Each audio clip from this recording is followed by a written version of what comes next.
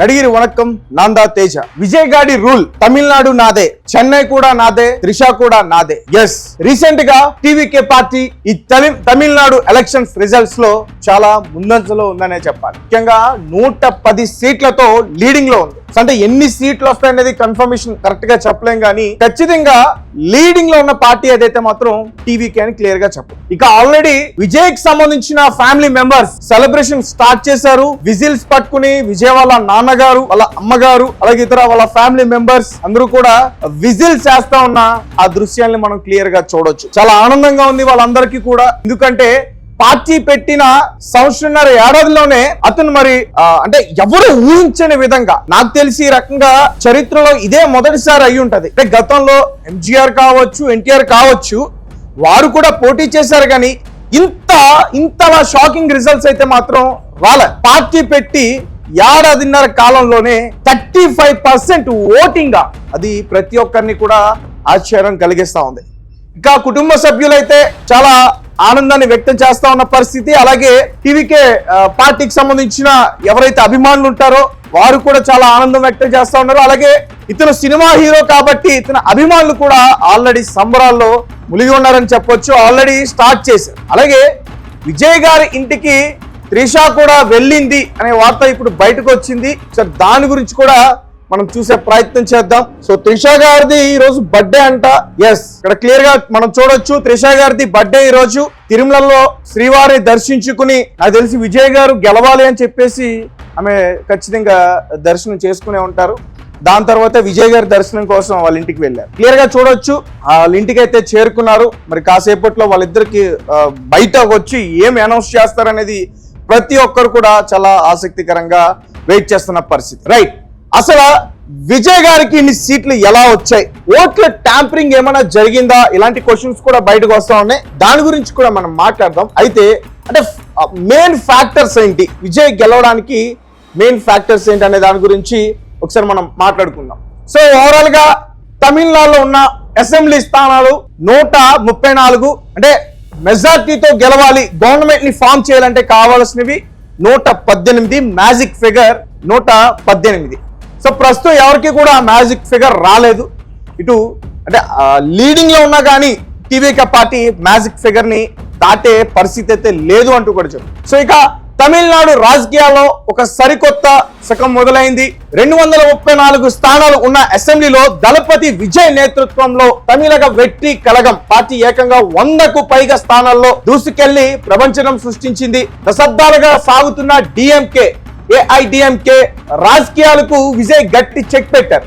ఏ కూటమితోనూ పొత్తు పెట్టుకోకుండా ఓ ఒంటరి సింహంలాగా బరిలోకి దిగి ఈ స్థాయిలో సీట్లు గెలవడం భారత రాజకీయాల్లోనే అద్భుతంగా చెప్తా ఉన్నారు. ఈ విజయం సుమారు 50 ఏళ్ల క్రితం ఎంజి రామచంద్రన్ అంటే ఎంజీఆర్ ఆయన సృష్టించిన ప్రపంచాన్ని గుర్తు చేస్తోంది. గతంలో ఎంజీఆర్, ఎన్టీఆర్, ఇప్పుడు విజయ్ సినిమా రంగం నుంచి రాజకీయాలకు వచ్చిన తొలి ప్రయత్నంలోనే అధికారానికి చేరువైన నటులలో ఎంజీఆర్, ఎన్టీఆర్ అగ్రస్థానంలో ఉంటారు. అలాగే 1972 డిఎంకే నుంచి బయటికి వచ్చి ఏఐడిఎంకే స్థాపించిన ఎంజీఆర్ 1977 లో తొలి ఎన్నికల్లోనే అధికారాన్ని కైవసం చేసుకున్నారు. అదేవిధంగా ఆంధ్రప్రదేశ్ లో ఎన్టీఆర్ 1983లో కేవలం 9 నెలల కాలంలోనే కాంగ్రెస్ ని ఓడించి చరిత్ర సృష్టించారు. ఇప్పుడు విజయ్ కూడా అదే తరహాలో తన మాస్ ఇమేజ్ ను ఓట్లు మార్చుకోవడంలో సక్సెస్ అయ్యారు. విజయ్ సాధించిన ఈ ఘనత గతంలో చిరంజీవి 18 సీట్లు, ఇక పవన్ కళ్యాణ్ గారు తొలి ఎన్నికల్లో 1 సీటు, కమల్ హాసన్ 0, అలాగే ఇంకా చాలా మంది ఉన్నారు. హేమీలు వారు కూడా సాధించలేని ఒక అరుదైన రికార్డ్ ఇది. సో అలాగే విజయ్ గారు నటించిన రక్షకుడి సినిమా ఇమేజ్ కూడా ఇందులో క్లియర్ గా సంపాదించుకున్నారంటూ కూడా చెప్తున్నారు. అదేంటో కూడా ఒకసారి మనం చూద్దాం. సో దళపతి విజయం వెనక ఓ పక్కా వ్యూహం కనిపిస్తుంది. కమల్ హాసన్ లాంటి వారు మేధావులు రాజకీయాలకు పరిమితం కాగా, విజయ్ మాత్రం ఎంజీఆర్ తరహాలో సామాన్య ప్రజానికాన్ని ముఖ్యంగా యువతను లక్ష్యంగా చేసుకున్నారు. తన సినిమాల్లోనే రక్షకుడి ఇమేజ్ ను రాజకీయాల్లో సమర్థవంతంగా తీసుకొచ్చారు.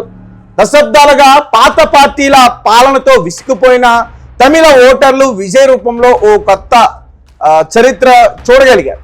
అలాగే శివాజీ గణేశన్ వంటి నటుల్లో సినిమాలో పెద్ద దిగ్గజాలైనప్పటికీ రాజకీయాల్లో ఒక్క సీటు కూడా గెలవలేకపోయారు.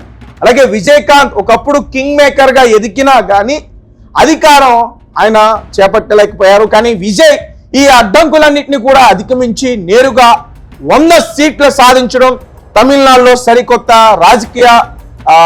రాజకీయ చరిత్రకు దారితీస్తుంది. పాత పార్టీలు పునాదులను కదిలిస్తూ దళపతి విజయ్ ఇప్పుడు తమిళనాట ఒక బలమైన పవర్ సెంటర్ గా అవతరించారు. సినిమా బాక్స్ ఆఫీస్ వద్దే కాదు, ఈవీఎంల వద్ద కూడా తన మ్యూజిక్ పనిచేస్తుందని విజయ్ నిరూపించారంటూ కూడా ఈ రకంగా ఆయన గురించి రాస్తా ఉన్నారు. సో గైస్, నేను చెప్పినట్టు తమిళనాడు నాదే, చెన్నై నాదే, త్రిష కూడా నాదే. మొత్తం కూడా తమిళనాడు ప్రస్తుతం విజయ్ గారి రూల్ నడుస్తుంది అన్నట్టుగా అక్కడ ఫ్యాన్స్ అందరూ కూడా సంబరాలు చేసుకుంటున్న పరిస్థితి. కానీ ఏం జరుగుతుంది అనేది మాత్రం మనం చెప్పలేం, ఎందుకంటే హంగ్ వచ్చే పరిస్థితి ఉంటుంది. ఖచ్చితంగా మ్యాజిక్ ఫిగర్ ని వాళ్ళు ఏ పార్టీ అయినా సరే గవర్నమెంట్ ని ఫామ్ చేయాలంటే మ్యాజిక్ ఫిగర్ అనేది ఖచ్చితంగా కావాల్సింది. సో ఇటు టీవీకే చూస్తే వచ్చే అవకాశం లేదు. ఒకసారి అది కూడా మనం క్లియర్ గా చూద్దాం. ఈసీకి సంబంధించిన రిజల్ట్స్ కూడా మనం క్లియర్ గా చూడొచ్చు. సో తమిళనాడులో ఓవరాల్ గా ఉన్న పార్టీస్ ఇవన్నీ కూడా ముఖ్యంగా అందులో TVK, Anna DMK, DMK, PMK, Congress party, INC, CPI, IUML. So ఇందులో టీవీకే లీడింగ్ లో ముందంచులో ఉంది, 110 లీడింగ్ లో ముందంచులో ఉంది. అలాగే ఏడీఎంకే 57, అలాగే డిఎంకే వచ్చేసి లాస్ట్ టైం గవర్నమెంట్ ఫామ్ చేసిన డిఎంకే 49, అలాగే పిఎంకే 5, అలాగే ఐఎన్సి ఇండియన్ కాంగ్రెస్ పార్టీ 4, అలాగే సిపిఐ 3, అలాగే ఐయుఎంఎల్ ఈ పార్టీ 2.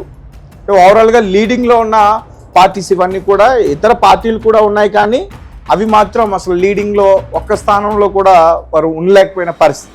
సో అంటే ఇది ఇలాగే కొనసాగితే మాత్రం ఖచ్చితంగా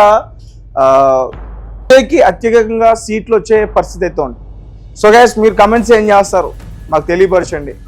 మీరు కూడా ఖచ్చితంగా రిజల్ట్స్ని అబ్జర్వ్ చేస్తూ ఉంటారు కాబట్టి ఎవరు గెలిచే ఛాన్స్ ఉంది